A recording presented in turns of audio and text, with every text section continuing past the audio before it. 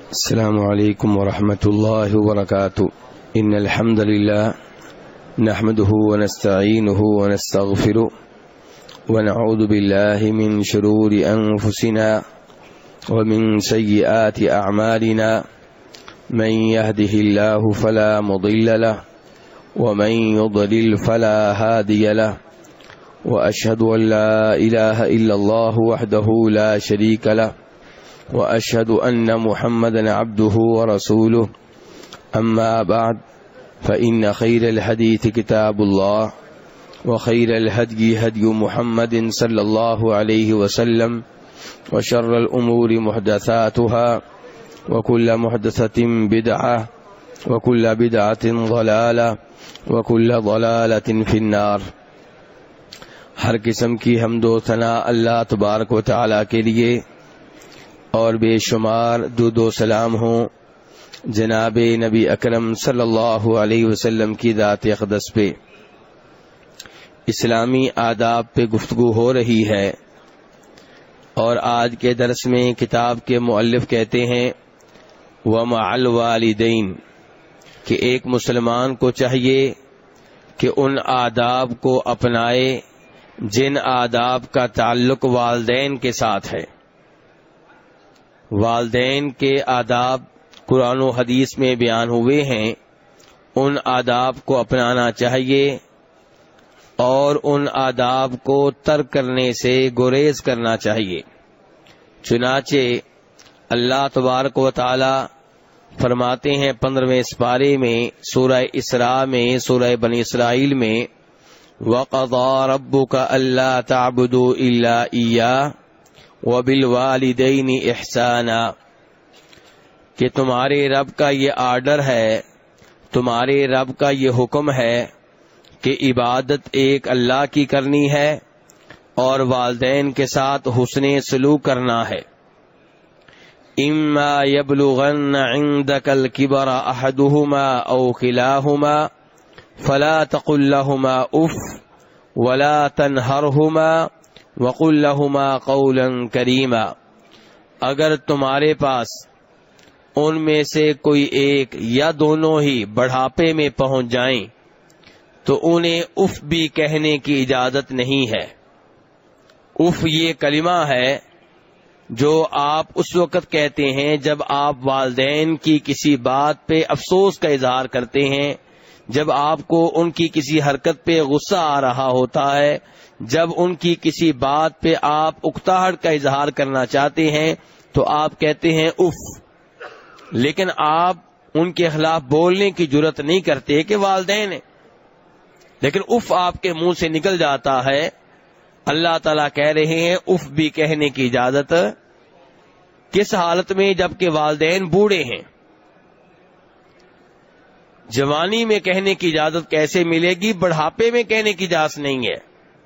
جوانی میں تو والدین تنگ ہی نہیں کرتے، جوانی میں تو والدین ہمارے ہم مزاج ہوتے ہیں، لیکن جب وہ بوڑھے ہو جاتے ہیں تو چڑچڑاپن پیدا ہو جاتا ہے، کئی ایسی حرکتیں کرتے ہیں، کئی ایسی باتیں کر جاتے ہیں، کئی ایسے آرڈر دیتے ہیں، کئی ایسے حکم دیتے ہیں جو عجیب و غریب ہوتے ہیں، ہماری طبیعت پہ ناگوار گزرتے ہیں۔ اللہ تعالیٰ کہہ رہے ہیں اس عالم میں جب کہ وہ بوڑھے ہو چکے ہیں، اس عالم میں بھی ان کی کسی بات پہ، کسی حرکت پہ اف کہنے کی اجازت نہیں ہے۔ اف کہنے کی اجازت نہیں ہے تو کیا گالیاں دینے کی اجازت ہوگی؟ لعنتیں بھیجنے کی اجازت ہوگی؟ انہیں مارنے پیٹنے کی اجازت ہوگی؟ کیا انہیں قتل کرنے کی اجازت ہوگی؟ نہیں، شریعت نے سارے راستے ہی بند کر دیے یہ کہہ کر کہ اف بھی کہنے کی اجازت نہیں ہے۔ جو معمولی سا یعنی کہ کام ہے، معمولی سا جرم ہے، وہ بھی کرنے کی اجازت نہیں ہے۔ وَلَا تَنْهَرْهُمَا، فرمایا انہیں ڈانٹنے کی اجازت نہیں ہے۔ ابا جی چپ ہو جائیں، ابا جی آپ اس مسئلے میں خاموش رہیں، نہیں، انہیں ڈانٹنے کی اجازت نہیں ہے۔ وَقُل لَّهُمَا قَوْلًا كَرِيمًا، ان سے اگر کوئی بات کہنی ہے تو بڑے کرم والے انداز میں کہنی ہے، بڑے اچھے انداز میں کہنی ہے، پیار و محبت سے درخواست کر سکتے ہیں، پیار و محبت سے ان کی رائے تبدیل بھی کی جا سکتی ہے، لیکن سختی کے ساتھ نہیں، ڈانٹنے کے انداز میں نہیں، اف کہہ کر نہیں۔ وَاخْفِضْ لَهُمَا جَنَاحَ الذُّلِّ مِنَ الرَّحْمَةِ، فرمایا رحم دلی کی وجہ سے والدین کے لیے تواضع کا بازو جھکائے رکھیں۔ وَقُلْ رَبِّ ارْحَمْهُمَا كَمَا رَبَّيَانِي صَغِيرًا، اور والدین کے لیے دعا کرتے رہیں۔ کیا دعا کرنی ہے؟ رَبِّ ارْحَمْهُمَا كَمَا رَبَّيَانِي صَغِيرًا، اس میں سب کچھ موجود ہے والدین کے لیے، اگر زندہ ہیں تب بھی، فوت ہو چکے ہیں تب بھی۔ ربی، اے میرے رب، ارحمہما، میرے والدین پہ رحم فرما، ان پہ رحمتیں نازل فرما، اگر زندہ ہیں تب بھی رب کی رحمت کے محتاج ہیں، اگر قبر میں جا چکے ہیں تب بھی رب کی رحمت کے محتاج ہیں۔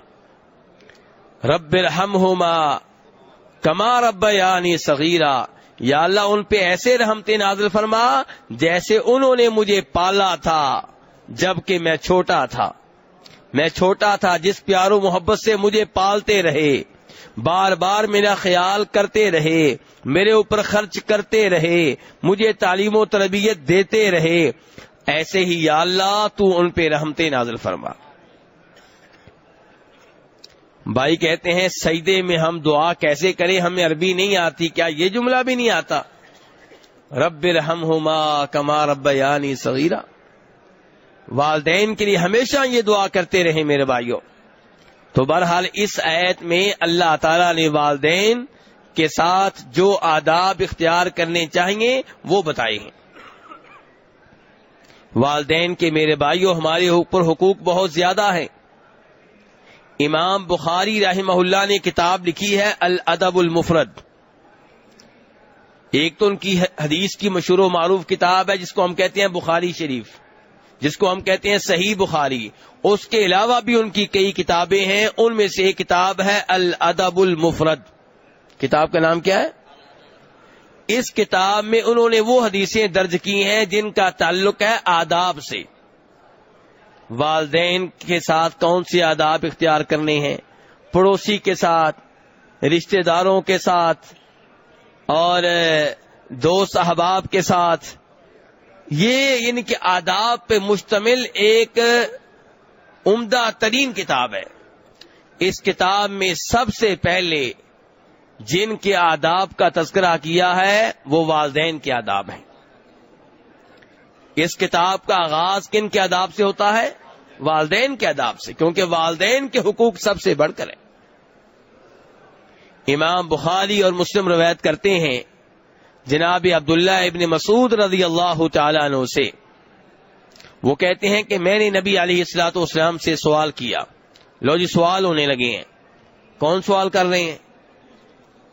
اور جواب دینے والے مفتی صاحب کا نام کیا ہے؟ مفتیوں کے امام، علماء کے امام، بلکہ نبیوں کے امام جناب محمد صلی اللہ علیہ وسلم۔ سوال کیا ہو رہا ہے؟ ای الاعمال احب الی اللہ، وہ کون سے اعمال ہیں جو اللہ کو سب سے زیادہ محبوب ہیں، وہ کون سا عمل ہے جو اللہ کو سب سے زیادہ پیارا لگتا ہے؟ تو آپ نے فرمایا الصلاۃ علی وقتہا، نماز پڑھنا کب؟ ٹائم پہ پڑھنا، زور کی نماز عصر کے ٹائم نہیں، عصر کی نماز سورج غروب ہونے کے بعد نہیں، سورج غروب ہو گیا، عصر کی نماز رہ گئی ہے، اب آپ پڑھیں گے ٹھیک ہے، لیکن یہ وہ عمل نہیں ہے جو اللہ کو سب سے زیادہ محبوب ہے۔ اللہ کے ہاں محبوب ترین عمل یہ ہے کہ نماز پڑھیں اور ٹائم پہ پڑھیں۔ ان الصلاۃ کانت علی المؤمنین کتابا موقوتا، اللہ تعالیٰ فرماتے ہیں نماز مومنوں پہ فرض ہے، جب مرضی پڑھ لیں۔ فرمایا موقوتا، وقت مقررہ پہ نماز پڑھی جائے گی۔ وقت مقررہ پہ نماز پڑھنا کس قدر ضروری ہے میرے بھائیوں، کہ شریعت کہتی ہے اگر آپ کو پانی نہیں مل رہا تو آپ نماز ٹائم پہ پڑھیں، آپ تیمم کر لیں، وضو رہنے دیں۔ اگر ٹائم پہ نماز پڑھنا ضروری نہ ہوتا، شریعت کہتی آپ نمازیں چھوڑتے جائیں اور شمار کرتے جائیں، جب پانی مل جائے تو ساری ایک ساتھ پڑھ لیں. لیکن شریعت نے کہا ٹائم پہ نماز پڑھنی ہے، پانی نہیں مل رہا، کیا کر لیں؟ تیمم کر لیں. ٹائم پہ نماز پڑھنی ہے. آپ فی الحال مریض ہیں، آپ کو امید ہے کل تک میں ٹھیک ہو جاؤں گا، لیکن آج آپ مریض ہیں، شریعت کہتی نماز آج پڑھیں، ٹائم پہ پڑھیں، بیٹھ کر پڑھ لیں. بیٹھ کر نہیں پڑھ سکتے، لیٹ کر پڑھ لیں، لیکن نماز ٹائم پہ پڑھنی ہے. آپ جہاد میں ہیں، فجر سے پہلے، فجر کی اذان سے پہلے جہاز پہ بیٹھ گئے جدہ سے مدینہ ایئرپورٹ سے. جب آپ ایئرپورٹ پہ اتریں گے سورج نکل چکا ہوگا. عام حالات میں فرض نماز ہم کہیں گے آپ جہاد میں نہ پڑھیں. کیوں؟ کیونکہ جہاد میں نماز پڑھنے کی سہولتیں نہیں ہیں. قبلہ کدھر ہے، کھڑے ہو کر نماز پڑھنا، جماعت کروانا، یہ ساری سہولتیں جہاد میں آسانی سے میسر نہیں ہوتی. لیکن اگر یہ خطرہ ہے کہ نماز قضا ہو جائے گی جب آپ ایئرپورٹ پہ اتریں گے، ان حالات میں ہم کہیں گے نماز آپ جہاد میں پڑھیں. قبلہ معلوم ہو جائے الحمدللہ، کوشش کے باوجود معلوم نہ ہو سکے، جدھر آپ کا دل مانتا ہے کہ ادھر قبلہ ہوگا ادھر منہ کر کے نماز پڑھ لیں. کھڑے ہونے کے لیے جگہ مل جائے الحمدللہ، کرسی پہ بیٹھ کے پڑھ لیں اگر کھڑے ہونے کی جگہ نہ ملے تو. لیکن نماز ٹائم پہ پڑھنی ہے، نماز ٹائم پہ پڑھنی ہے. بغیر عذر کے نماز کو قضا کرنے کی اجازت نہیں ہے. نماز ٹائم پہ پڑھنا یہ وہ عمل ہے جو اللہ کے ہاں بہت محبوب ہے. فرمایا فَإِنْ خِفْتُمْ فَرِجَالًا أَوْ رُكْبَانًا. جنگ ہونے والی ہے، دشمن فوج سامنے کھڑی ہے، انہوں نے بھی پسٹل پکڑے ہوئے ہیں، رائفلیں پکڑی ہوئی ہیں، کلاشن کوفیں پکڑی ہوئی ہیں، ادھر سے مسلمان بھی کھڑے ہیں، نماز کا ٹائم ہو گیا ہے. شریعت کہتی ہے نماز پڑھیں. بھئی دشمن نے کلاشن کوف پکڑی ہوئی ہے، شریعت کہتی ہے نماز پڑھیں. فَإِنْ خِفْتُمْ فَرِجَالًا أَوْ رُكْبَانًا. دشمن کا خوف ہے تو کیا کریں؟ آپ چلتے چلتے پڑھ لیں، چلتے چلتے پڑھ لیں. رکبانا، سواری پہ بیٹھ کے پڑھ لیں، ٹینک پہ بیٹھ کے پڑھ لیں، گھوڑے پہ بیٹھ کے پڑھ لیں. نماز کو لیٹ کرنے کی اجازت نہیں ہے. اور ہم نماز لیٹ کرتے ہیں کس کی خاطر؟ جی آج میچ ہو رہا ہے پاکستان انڈیا کا، بہت بڑا مارکا ہے جی. آج نماز لیٹ کیوں ہو رہی ہے؟ جی آج ہم تاش کھیل رہے ہیں. آج نماز کیوں لیٹ ہو رہی ہے؟ جی آج تو عید کا دن ہے جی. آج نماز کیوں لیٹ ہو رہی ہے؟ جی آج شادی ہے گھر میں، آج منگنی ہے گھر میں، جی آج جنازہ ہے. جی میرے بھائی، نماز ٹائم پہ پڑھنا اتنا ہی ضروری ہے جتنا نماز پڑھنا ضروری ہے. تو یہ پہلے سوال کا جواب ہے. سوال کیا تھا؟ جو عمل اللہ کو سب سے زیادہ محبوب ہے وہ کون سا ہے؟ سوال کرنے والے کا نام عبداللہ ابن مسعود رضی اللہ عنہ. جواب دینے والے کا نام امام الانبیاء جناب محمد صلی اللہ علیہ وسلم. سوال ہوا اس کے بعد پھر کون سا عمل ہے جو اللہ کو سب سے زیادہ محبوب ہے؟ فرمایا بر الوالدین، والدین سے حسن سلوک کرنا، والدین سے اچھا برتاؤ کرنا، والدین کے ساتھ اچھا رویہ اختیار کرنا. آپ اندازہ کیجئے کہ والدین کا مقام اللہ نے کتنا بلند رکھا ہے. نماز کے بعد کن کا حق ہے؟ والدین کا حق ہے. تو والدین کے ساتھ یہ وہ سلوک ہے جو ہم نے اختیار کرنا ہے. جناب عبداللہ بن عمر بن عاص کہتے ہیں، مسلم شریف کی حدیث ہے کہ نبی علیہ الصلوۃ والسلام کے پاس ایک صحابی آئے، کہنے لگے جئت ابایعک علی الہجرۃ والجہاد. اللہ کے رسول علیہ الصلوۃ والسلام، میں آپ کے پاس اس لیے آیا ہوں تاکہ آپ کے ہاتھ پہ بیعت کروں کہ میں جہاد کروں گا، بیعت کروں کہ میں اللہ کی راہ میں ہجرت کروں گا. اللہ کی راہ میں کیا کروں گا؟ ہجرت کا مطلب کیا ہوتا ہے؟ جی کوئی بھائی بتائے بھئی میں آپ کی مدد کے بغیر نہیں چلوں گا آگے. یعنی کہ جب اپنے ملک میں دین پہ عمل کرنا ممکن نہ ہو، آپ کافر ملک میں رہ رہے ہیں، وہاں پہ شریعت پہ عمل کرنا ممکن نہیں ہے، تو آپ اس کو چھوڑ کے کس ملک میں منتقل ہو جائیں؟ مسلمان ملک میں منتقل ہو جائیں، تاکہ آپ اچھے طریقے سے شریعت پہ عمل کر سکیں. اس کو کیا کہتے ہیں؟ ہجرت. سب سے پہلے کنہوں نے کی؟ صحابہ کرام نے کی. کس کے لیے؟ اپنے دین کو بچانے کے لیے، شریعت پہ عمل کرنے کے لیے، اللہ کو راضی کرنے کے لیے. اور آج بھی ہجرت مسلمان کر رہے ہیں. کہاں سے کدھر؟ مسلمان ملک کو چھوڑ کے کہاں جا رہے ہیں؟ بولیے. اب کافر ممالک میں جا رہے ہیں جی. انہوں نے اپنا ملک قربان کر دیا، وطن قربان کر دیا، مال قربان کر دیا، زمینیں قربان کر دیں، رشتہ دار قربان کر دیے. کس کی خاطر؟ دین بچانے کی خاطر. مکہ سے مدینہ آئے، ہاتھ میں کیا تھا؟ ایک دین تھا. ہاتھ میں کیا تھا؟ بولیے کیا تھا؟ ام سلمہ رضی اللہ عنہا مکہ سے نکل رہی ہیں، مدینہ ہجرت کرنا چاہتی ہیں، خاوند کے ساتھ نکل رہی ہیں. لیکن ام سلمہ کے گھر والے پہنچ گئے. ان کے خاوند سے کہا تم نے جانا ہے جاؤ، ہماری بیٹی کو لے جانے کی اجازت نہیں ہے. تم جانا ہے جاؤ، اپنی بیٹی کو ساتھ لے جانے کی اجازت نہیں دیں گے. خاوند کے گھر والے پہنچ گئے. کہا اگر تم لوگوں نے اپنی بیٹی رکھ لی ہے تو جو اولاد ہے وہ ہماری ہے، وہ تمہاری بیٹی کے پاس نہیں رہے گی، وہ ہمارے حوالے کر دو.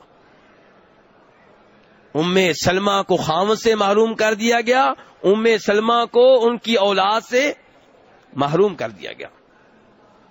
خاوند جا چکا ہے بیگم کو چھوڑ کے. خاوند نے بھی اللہ کے دین کی وجہ سے بیگم قربان کر دی ہے، اولاد قربان کر دی ہے. مدینہ آئے ہیں، کیا لے کر آئے ہیں؟ دین لے کر آئے ہیں. ام سلمہ مکہ میں روز روتی ہیں. مکہ والوں کو ترس آیا. ام سلمہ کے گھر والوں سے کہا اس بیچاری کو جانے دو، کیوں ظلم کر رہے ہو؟ چنانچہ ام سلمہ کو ایک عرصے کے بعد مکہ سے مدینہ آنے کی اجازت ملی، اور بے یارو مددگار آ رہی ہیں. مکہ مدینہ کے درمیان کے پہاڑ دیکھ لیے ہیں. ایک عورت کا یہ سفر کرنا آسان سفر تھا کہ مشکل سفر تھا؟ کس کے لیے؟ دین کے لیے. اس دین کے لیے سب کچھ قربان کیا صحابہ کرام نے. اور ہم مال کی خاطر، ڈالروں کی خاطر، پاؤنڈ کی خاطر سب کچھ قربان کرنے کے لیے تیار ہیں. دین بھی قربان، بچے بھی قربان، والدین بھی قربان. والدین کو پاکستان میں چھوڑ کے کہاں جا رہے ہیں جی؟ یورپ. راستہ صاف ہے نہیں جی، کشتیوں میں بیٹھیں گے. پہنچائے گی کہ نہیں پہنچائے گی کچھ پتا نہیں، کہاں کوئی گولیاں مار دے کوئی پتا نہیں. یہ جی قربانی دے رہے ہیں، سب کچھ قربان کر رہے ہیں. کس کے لیے؟ پاؤنڈ کی خاطر، چند ڈالروں کی خاطر. بیگم پاکستان میں، بچے پاکستان میں، والدین پاکستان میں، سب کو قربان کر کے، دین کو قربان کر کے جا رہے ہیں. اور وہاں پہ جا کے پھر جب پناہ لیں گے، فارم پر کریں گے، پناہ کے لیے کیا لکھیں گے؟ کہ وہاں خطرہ تھا مجھے، میں قادیانی ہو چکا تھا اس لیے مجھے مارنے لگے تھے. یعنی کہ یہ اقرار کر رہا ہے کہ میں قادیانی ہو چکا تھا. کافر ملک میں پناہ لینے کے لیے ہم سب کچھ قربان کر رہے ہیں. اور پھر سین کرے گا کہ اگر آپ لوگ مجھے نیشنلٹی دے دیں تو میں آپ کے ملک کے آئین کا پابند رہوں گا. ملک کا آئین کیا کہتا ہے کہ ضرورت پڑی تو ہم آپ کو اسلام کے خلاف بھی لڑائیں گے، مسلمانوں کے خلاف بھی لڑائیں گے، اور یہ سین کر رہا ہے ہم لڑیں گے. اور یہ صحابی کیا کہہ رہے ہیں نبی علیہ السلام کے پاس آ کر؟ اللہ کے رسول، میں آپ کے پاس آیا ہوں بیعت کرنے کے لیے کہ میں جہاد کروں گا، میں ہجرت کروں گا. آپ حکم دیں میں ہجرت کرنے کے لیے تیار ہوں. کیوں ہجرت کروں گا, کیوں جہاد کروں گا؟ ابتغی الاجر من اللہ, مجھے اللہ سے اجر و ثواب چاہیے. مجھے اللہ سے کیا چاہیے؟ نبی علیہ الصلوۃ والسلام نے فرمایا مجھے یہ بتاؤ کیا تمہارے والدین میں سے کوئی زندہ ہے؟ صحابی نے کہا اللہ کے رسول علیہ السلام دونوں زندہ ہیں. فرمایا میرے صحابی پھر اپنے والدین کے پاس جاؤ, ان کی خدمت کرو, ان سے حسن سلوک کرو, ان کے ساتھ اچھا رویہ اختیار کرو, تمہیں اللہ تبارک و تعالیٰ کی طرف سے اجر و ثواب مل جائے گا. یہ والدین کا مقام ہے. والدین کے ساتھ کیسے آداب اختیار کریں, شریعت سے سیکھیں. میرے بھائیوں, والدین کی خدمت کر کے ہم جنت لے سکتے ہیں. والدین کے ساتھ اچھا رویہ اختیار کر کے ہم اللہ سے جنت لے سکتے ہیں. امام مسلم رحمہ اللہ روایت کرتے ہیں جناب ابو ہریرہ رضی اللہ تعالیٰ عنہ سے کہ نبی علیہ الصلوۃ والسلام نے فرمایا وہ آدمی ذلیل و رسوا ہو,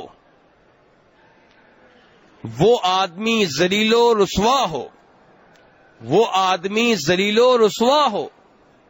صحابہ اکرام نے کہا من یا رسول اللہ, کون اللہ کے رسول, کس کی بات کر رہے ہیں ہم؟ یہ آپ کا ایک انداز تھا, بڑا ہی شاندار انداز ہے کہ وہ ذلیل و رسوا ہو حتیٰ کہ سننے والے پوچھنے پہ مجبور ہو جائیں کون.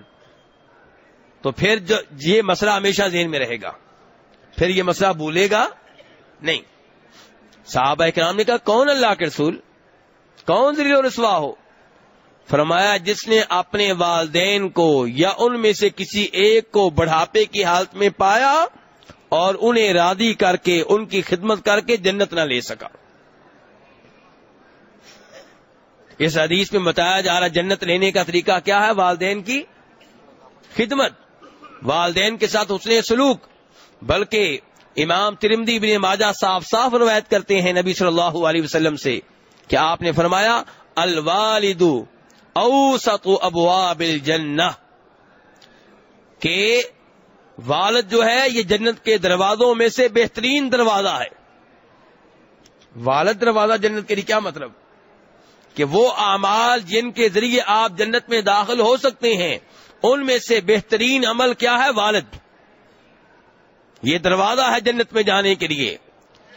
آپ فرماتے ہیں یہ دروازہ ہے اور بہترین دروازہ ہے, تمہاری مرضی کہ اس دروازے کو ضائع کر دو یا اس کو سنبھال لو.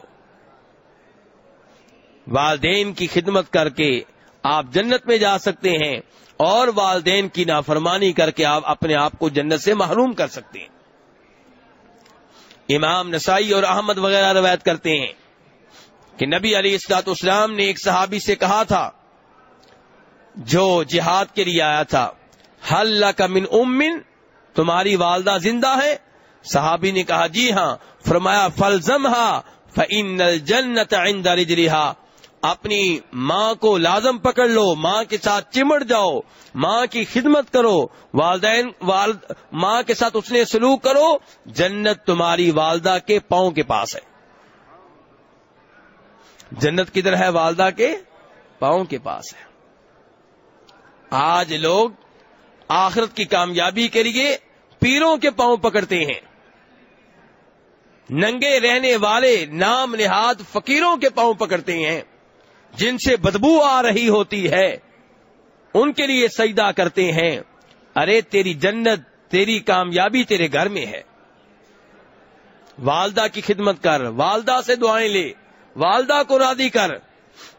امام ترمذی روایت کرتے ہیں کہ نبی صلی اللہ علیہ وسلم نے فرمایا اللہ کی رضا والد کی رضا میں ہے. کیا مطلب؟ اللہ کو راضی کرنا چاہتے ہو, کسے راضی رکھو؟ والد کو راضی رکھو. اور اللہ کی ناراضگی والد کی ناراضگی میں ہے. اگر والد ناراض ہو گیا سمجھ لو اللہ بھی ناراض ہے. جس کے والد صاحب اس سے ناراض ہیں وہ جان لے کہ اس کا رب اس پہ ناراض ہے. یہ نبی علیہ الصلوۃ والسلام کی حدیث ہے. ایک اور حدیث میں آپ فرماتے ہیں کہ جو چاہتا ہے کہ اس کی عمر میں اضافہ ہو, اس کے رزق میں اضافہ ہو, وہ اپنے والدین سے اچھا سلوک کرے. لوگ کہتے ہیں کام نہیں مل رہا، لوگ کہتے ہیں رزق نہیں مل رہا، کدھر جائیں؟ کوئی مشورہ دیں، کوئی وظیفہ بتائیں گے ہیں وظیفے. والدین کی دعائیں لینا، والدین سے حسن سلوک کرنا، والدین کی خدمت کرنا، فرمایا اس سے عمر میں بھی اضافہ ہوتا ہے، رزق میں بھی اضافہ ہوتا ہے. اس لیے میرے بھائیوں، والدین کی خدمت کریں. کیسے خدمت کریں؟ والدین کو کھانا کھلانا، والدین کو لباس لے کر دینا، والدین جب بلائیں تو لبیک کہنا، حاضر ہو جانا، ان کی بات سننا. امام بخاری اپنی اسی کتاب میں روایت کرتے ہیں جس کا تذکرہ پہلے میں نے کیا ہے. کیا نام ہے اس کا؟ الادب المفرد. کہ جناب عبداللہ بن عمر رضی اللہ عنہما بیت اللہ میں تشریف فرما تھے، کعبہ میں موجود تھے.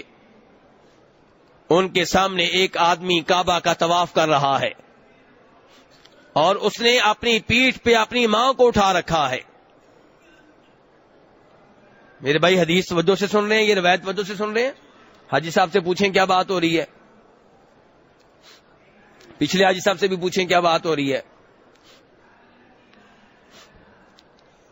ان حاجی صاحب سے بھی پوچھیں کیوں جی حاجی صاحب کیا بات ہو رہی ہے؟ کعبہ میں طواف ہو رہا ہے. کیا ہو رہا ہے کعبہ میں؟ اور طواف کرنے والے نے اپنی پشت پہ اپنی ماں کو اٹھایا ہوا ہے، ماں کو پشت پہ اٹھا کے بیت اللہ کا طواف کر رہا ہے. آپ میں سے بھی کئی خوش نصیب ہوں گے جنہوں نے ابھی اپنے بوڑھے والدین کو حج کرایا ہوگا.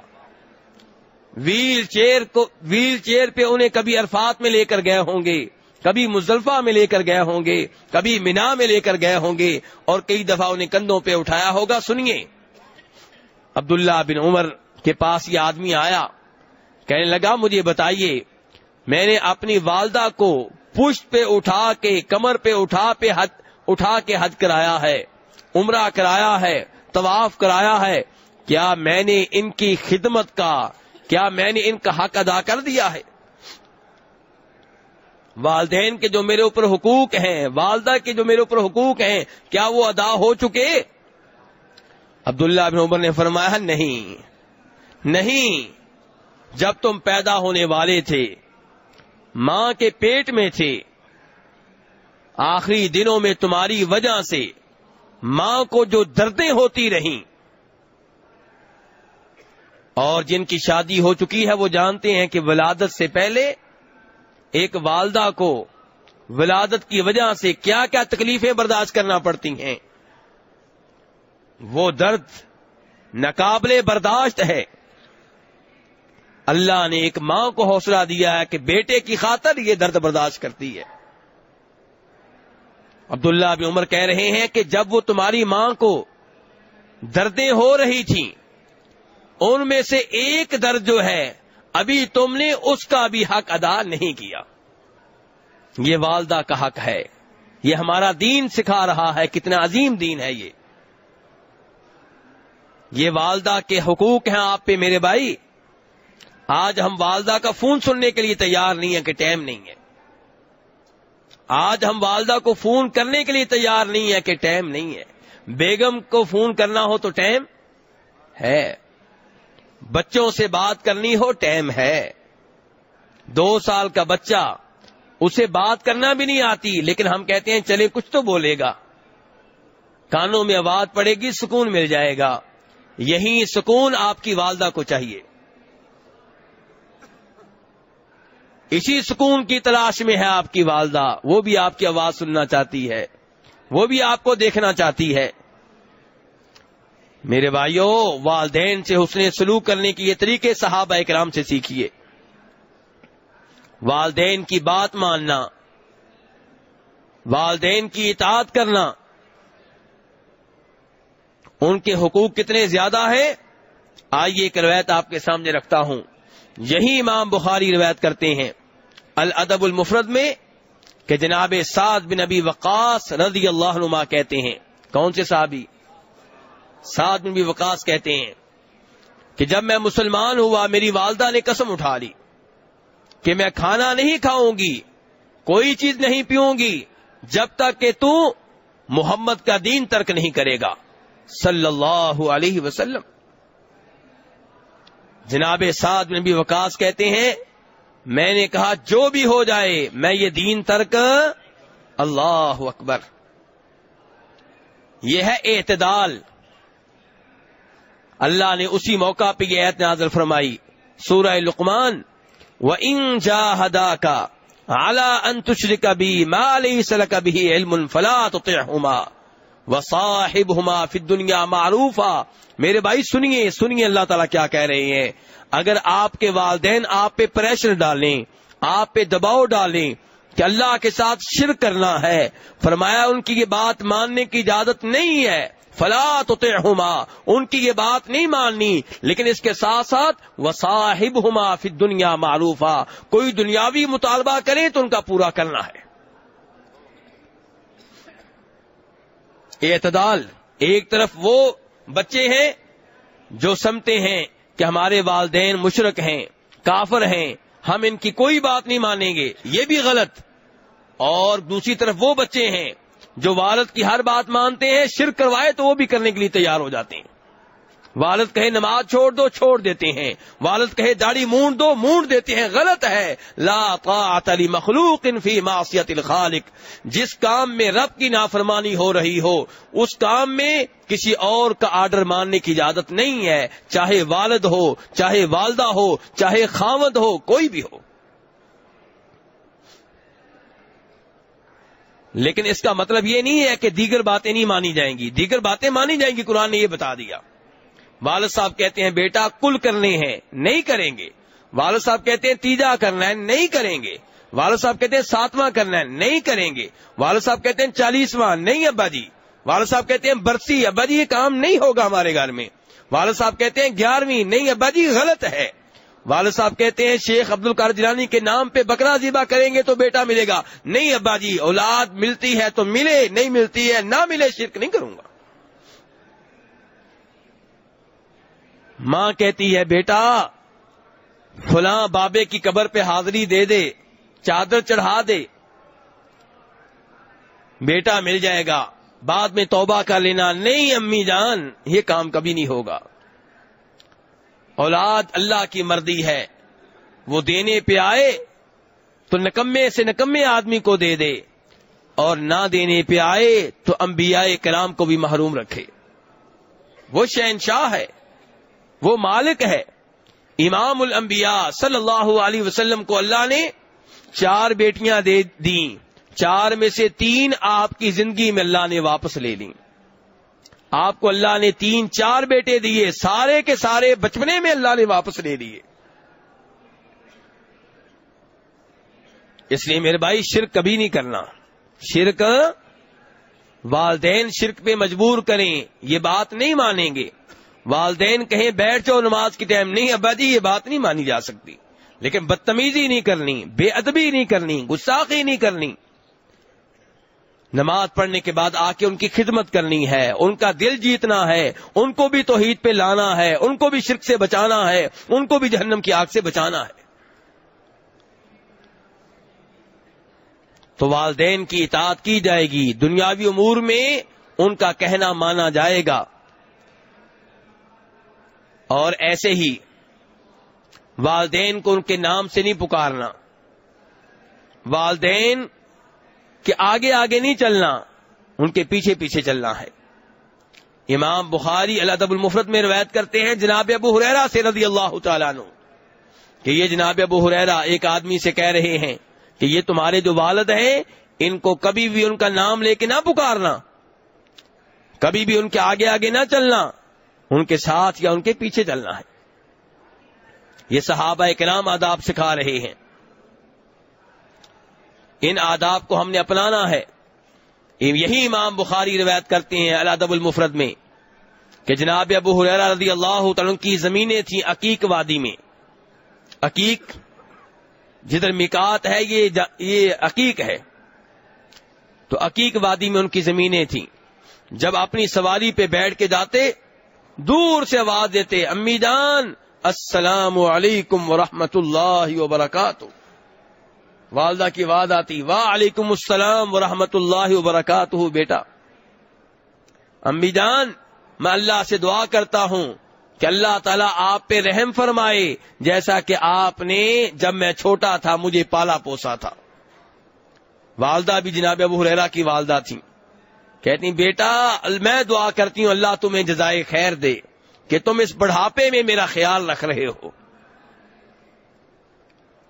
کیا منظر ہے, کیا تعلق ہے ایک والد اور اس کی, ایک والدہ اور اس کے بیٹے کے مابین کیا تعلق ہے. کتنا خوبصورت یہ منظر ہے. والدین کے ہمارے اوپر یہ حقوق ہیں کہ ہم ان کے لیے دعا کریں. ابراہیم علیہ السلام کیا دعا کرتے ہیں؟ ربنا اغفر لی ولوالدی وللمؤمنین یوم یقوم الحساب. اے ہمارے رب اغفر لی, مجھے معاف کر دے. ابراہیم علیہ السلام کہہ رہے ہیں, اور میرے والدین کو معاف کر دے اور سب مومنوں کو معاف کر دے. لیکن پھر ابراہیم علیہ السلام سے کہا گیا کہ آپ کو اپنے والد کے لیے دعا کی اجازت. نبی ابراہیم علیہ السلام سے کہا گیا کہ آپ کو اپنے والد کے لیے دعا کی اجازت. کیوں؟ کیونکہ مشرک ہے, کیونکہ روک دیا گیا. قرآن کا عقیدہ ہے ابراہیم علیہ السلام نبی ہیں, اپنے اپنے پیروں فقیروں پہ شفاعت کی امیدیں لگانے والوں, شفاعت کی امید پہ اللہ کے ساتھ شرک کرنے والوں, شفاعت کی امید پہ قبر والوں کو سجدے کرنے والوں, شفاعت کی امید پہ قبر والوں کو رکوع کرنے والوں, شفاعت کی امید پہ قبر والوں کے نام پہ بکرے ذبح کرنے والوں, قبر والوں کے نام پہ منتیں ماننے والوں. ابراہیم علیہ السلام کو ان کے والد کے لیے دعا کرنے سے روک دیا گیا ہے, کیونکہ والد اسلام پہ نہیں ہے, ایمان پہ نہیں ہے, کفر و شرک پہ ہے. اور روز قیامت بخاری شریف کی حدیث ہے, ابراہیم علیہ السلام دیکھیں گے کہ ان کے والد کو جہنم کی طرف لے جایا جا رہا ہے. شفاعت کریں گے, منت کریں گے, درخواست پیش کریں گے, یا اللہ میرے والد, یا اللہ میرے لیے اس سے بڑی رسوائی کا مقام کیا ہے کہ میری آنکھوں کے سامنے میرے والد کو جہنم کی آگ میں پھینکا جا رہا ہے. اللہ تعالیٰ بڑے مہربان ہیں, مہربانی کرتے ہوئے کہیں گے ابراہیم نیچے دیکھو. ابراہیم علیہ السلام نیچے دیکھیں گے, اسی دوران ان کے والد کو جہنم کی آگ میں پھینک دیا جائے گا. مہربانی یہ ہوئی کہ ابراہیم علیہ السلام کی نگاہ نیچے کروا دی گئی تاکہ وہ یہ منظر نہ دیکھیں. یہ اللہ نے کرم کیا, یہ اللہ نے فضل کیا. لیکن والد کو جہنم کی آگ سے معافی. میرے بھائی اپنے والد کی فکر کر. تیرا والد یا علی مدد کے نعرے لگاتا ہے, تیرا والد یا رسول اللہ مدد کے نعرے لگاتا ہے, تیرا والد نبی علیہ السلام کو عالم الغیب کہتا ہے, حاضر ناظر مانتا ہے. یہ سارے عقائد ایسے ہیں جو انسان کو دائرہ اسلام سے خارج کر دیتے ہیں. اپنے والد کی آخرت کی فکر کر اور انہیں توحید پہ لے کر آ تاکہ تو ان کے لیے دعا کر سکے, مغفرت کی دعا کر سکے, زندہ ہوں تب بھی, فوت ہو چکے ہوں تب بھی. امام ابن ماجہ رحمہ اللہ روایت کرتے ہیں کہ میت کا جنت میں درجہ بلند ہوتا ہے. کہاں میرے بھائی, کس کا درجہ بلند ہوتا ہے؟ میت کا. میت پوچھتی ہے آج میرا درجہ کیسے بلند ہو گیا؟ جواب آتا ہے تیرے بیٹے نے تیرے لیے دعائے مغفرت کی ہے, تیرے بیٹے نے تیرے لیے دعائے. یہ ہماری دعائیں والدین کے حق میں کتنی مفید ہیں. یہ والدین کے ہمارے اوپر حق ہیں کہ ہم ان کے لیے دعا کریں. رب ارحمہما کما ربیانی صغیرا. صبح و شام والدین کے لیے دعا کیا کریں, سجدے میں ان کے لیے دعا کیا کریں, سلام پھیرنے سے پہلے والدین کے لیے دعا کیا کریں. آپ کے والدین آپ کی دعاؤں کے محتاج ہیں. انہوں نے 50 سال آپ کی خدمت کی, 60 سال آپ کی خدمت کی, دھوپ میں آپ کے لیے کماتے رہے, آپ کی وجہ سے اپنی نیند قربان کرتے رہے, اپنا آرام قربان کرتے رہے. آج وہ آپ کے محتاج ہیں. آپ ان کے لیے دعا کیا کریں. میرے بھائی والدین کی خدمت کا ایک اور طریقہ بھی سن لیجئے. آپ کے والدین فوت ہو چکے ہیں, والدین کے دوستوں کا احترام کریں, والدین کے دوست کی اولاد کا احترام کریں. امام مسلم رحمہ اللہ روایت کرتے ہیں, سنیے گا ذرا توجہ سے. امام مسلم رحمہ اللہ روایت کرتے ہیں کہ جناب عبداللہ بن عمر رضی اللہ عنہما مکہ مدینہ کے درمیان حالت سفر میں ہیں. ان کے ساتھی ان کے ساتھ ہیں، ان کے دوست ان کے ساتھ ہیں. راستے میں ایک آدمی ملا، اس سے تعارف ہوا، پتا چلا یہ جناب عمر فاروق کے دوست کا بیٹا ہے. جناب عمر فاروق جناب عبداللہ بن عمر کے باپ کا دوست نہیں ہے، بلکہ جناب عمر فاروق جناب عبداللہ بن عمر کے باپ کے دوست کا بیٹا ہے، اور بدوی ہے، صحرا نشین ہے، عام سا آدمی ہے. تحفے کے طور پہ اپنی پگڑی اتار کے دے دی، تحفے کے طور پہ اپنا گدا دے دیا. لمبا سفر تھا، اونٹنی بھی ان کے پاس تھی، گدا بھی ان کے پاس تھا. جب اونٹنی پہ بیٹھتے بیٹھتے تھک جاتے تو گدے پہ بیٹھ جاتے، جب گدے پہ بیٹھتے بیٹھتے تھک جاتے اونٹنی پہ بیٹھ جاتے. اونٹنی کو کبھی آرام دیتے، کبھی گدے کو آرام دیتے. اب وہ گدا اس کو دے دیا، وہ آدمی دونوں تحفے لے کے چلا گیا. ساتھیوں نے کہا، دوستوں نے کہا، حضرت آپ نے یہ کیا کیا؟ اللہ تعالیٰ آپ کو معاف فرمائے، یہ کیا کیا آپ نے؟ عام سا آدمی ہے، بدوی ہے، جنگلوں میں رہنے والا، صحرا نشین، جھونپڑیوں والے یہ لوگ ہیں، ان کو معمولی سا تحفہ دیں تو راضی ہو جاتے ہیں. آپ نے پگڑی بھی دے دی، گدا بھی دے دیا. جناب عبداللہ بن عمر کو یہ لوگ ملامت کر رہے ہیں. عبداللہ بن عمر نے کیا کہا کہ نبی علیہ الصلوۃ والسلام نے فرمایا تھا کہ بہترین نیکیوں میں سے ایک نیکی یہ ہے کہ آپ اپنے والد کے دوستوں، اپنے والد کے رشتہ داروں کا خیال رکھیں، اور یہ آدمی میرے باپ کے دوست کا بیٹا ہے.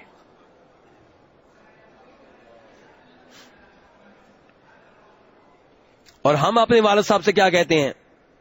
ابا جی یہ آدمی روز آپ کے پاس بیٹھتا ہے، ٹائم ضائع کرتا ہے، اس کے ساتھ نہ بیٹھا کریں. ہمیں یہ احساس ہے والد صاحب کا.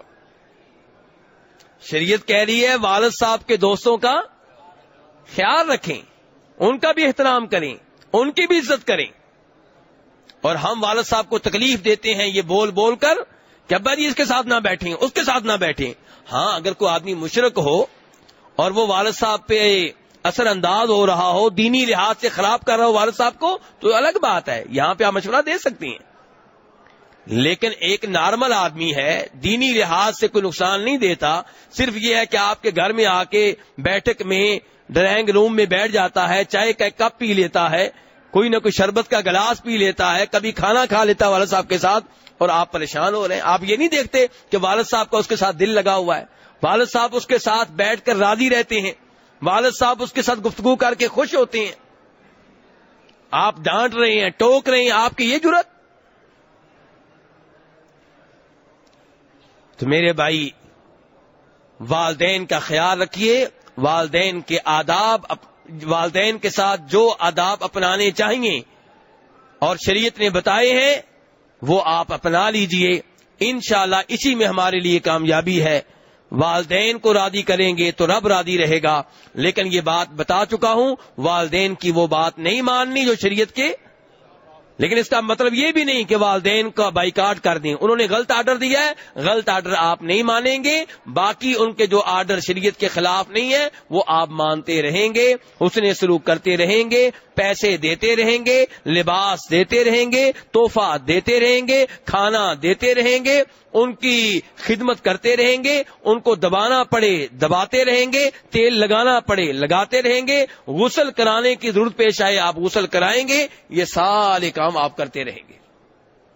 اللہ رب العزت ہمیں والدین کے یہ آداب اختیار کرنے کی توفیق عنایت فرمائے. اللہ تبارک و تعالیٰ سے دعا کرتے ہیں یا اللہ ہمارے والدین زندہ ہیں یا فوت ہو چکے ہیں، ہر حالت میں ان پہ رحم فرما، ہر حالت میں ان پہ اپنی رحمت نازل فرما. یا اللہ ان کے گناہ معاف فرما. یا اللہ زندہ ہیں تو انہیں اپنی خوب عبادت کرنے کی توفیق عنایت فرما. یا اللہ اگر زندہ ہیں تو انہیں توحید پہ لے آ. یا اللہ انہیں جب موت دینا ایمان پہ دینا، اسلام پہ دینا، توحید پہ دینا. یا اللہ اگر فوت ہو چکے ہیں تو ان کی قبریں منور فرما، ان کی قبریں روشن فرما، ان کی قبریں کشادہ فرما، انہیں عذاب قبر عذاب جہنم سے محفوظ فرما. وصلی اللہ تعالی علی نبیہ محمد وآلہ وصحبہ اجمعین.